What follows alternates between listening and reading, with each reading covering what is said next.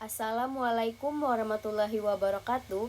Perkenalkan, nama saya Nur Hanipa dari Prodi Ilmu Komunikasi semester 4 di Universitas Terbuka. Baik, di sini saya akan mempresentasikan tugas 3 perencanaan program komunikasi.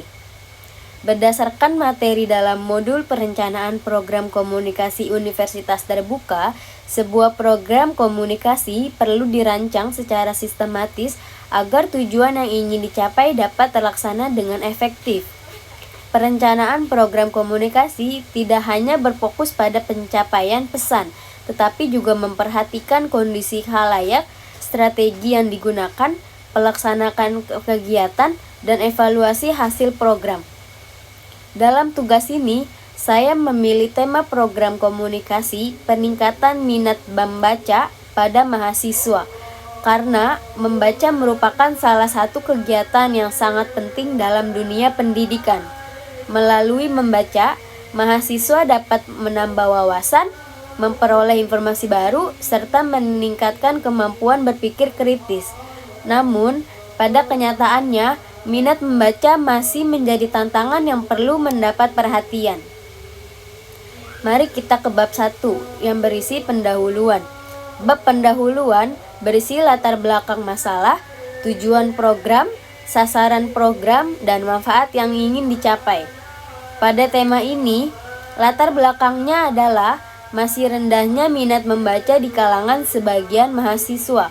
Meskipun sumber bacaan saat ini mudah diakses melalui perpustakaan maupun media digital, tidak semua mahasiswa memanfaatkannya secara optimal.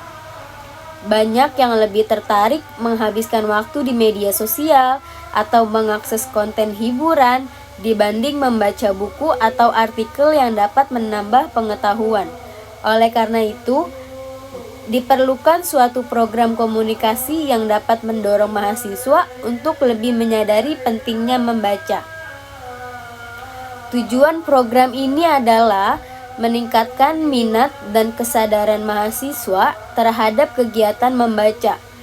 Sasaran utama program adalah mahasiswa atau mahasiswi swasta maupun perguruan tinggi. Manfaat yang diharapkan tidak hanya meningkatkan budaya literasi, tetapi juga membantu mahasiswa dalam mendukung proses belajar dan pengembangan diri. Tahap pendahuluan ini menjadi dasar dalam menentukan arah program yang akan dilaksanakan. Setelah itu, mari kita saksikan bab 2 yang berisi analisis situasi.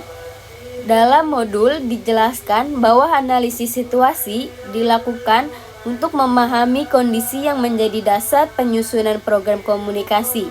Tahap ini membantu perencanaan program, mengenali masalah yang ada, karakteristik sasaran, serta peluang dan hambatan yang mungkin dihadapi.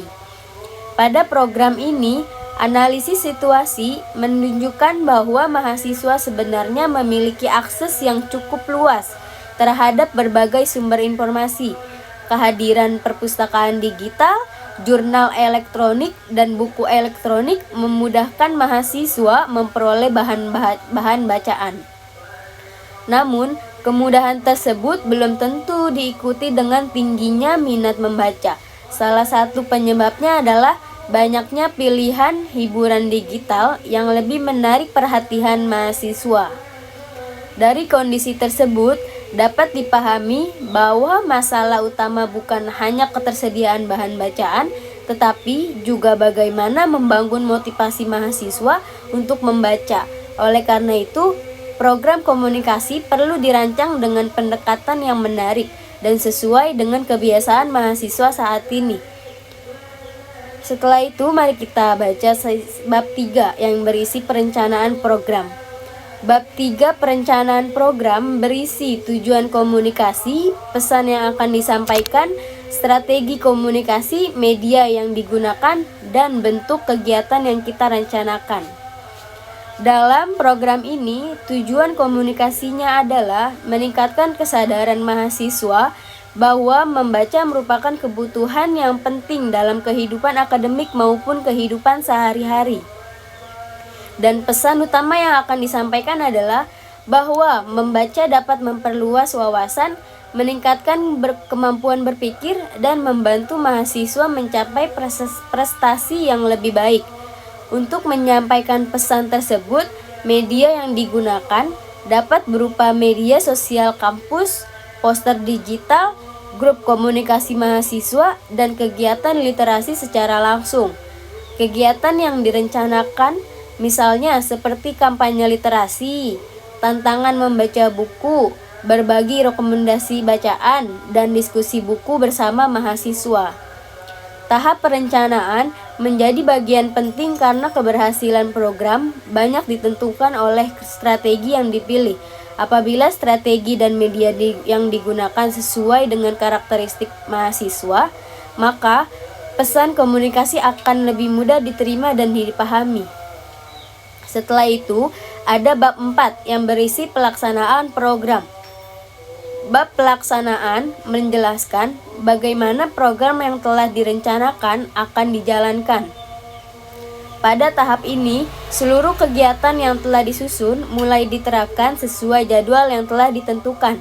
Program dapat diawali dengan sosialisasi mengenai pentingnya budaya membaca melalui media sosial kampus. Setelah itu, dilanjutkan dengan berbagai kegiatan yang mendorong partisipasi mahasiswa, seperti diskusi buku, lomba referensi buku, atau tantangan membaca selama periode tertentu.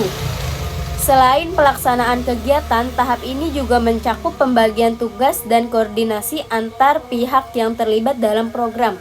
Pelaksanaan yang terorganisir akan membantu program berjalan lebih efektif dan sesuai dengan tujuan yang telah ditetapkan.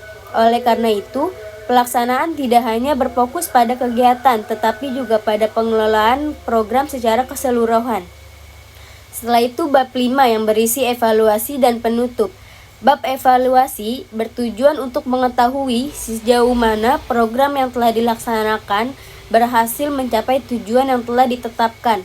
Dalam modul dijelaskan bahwa evaluasi merupakan bagian penting karena dapat menjadi dasar dalam memperbaiki dan mengembangkan program pada masa mendatang.